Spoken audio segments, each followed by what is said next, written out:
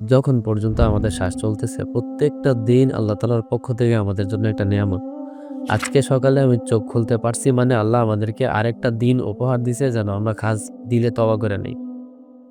প্রত্যেকটা দিন আল্লাহ তাআলার পক্ষ থেকে একটা রিমাইন্ডার যে তোমার একটা দিন তোমাকে একদিন করে মৃত্যুর দিকে আগায় নিয়ে যাইতেছে।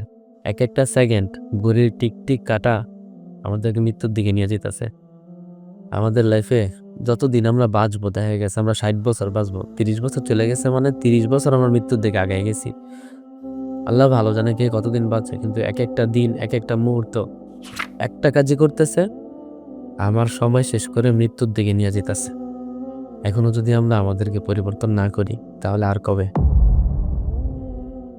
আল্লাহ যেন আমাদেরকে পরিবর্তন হওয়ার তৌফিক দান করেন। আর আমরা যারা নিজেদেরকে দিনদার মনে করি আমরা যেন এটা মনে না করি যে আমরা হেদায়েতে আইসা পড়ছি তার মানে শুকরিয়া আলহামদুলিল্লাহ শেষ আর আমাদের কোনো কিছু দরকার নাই।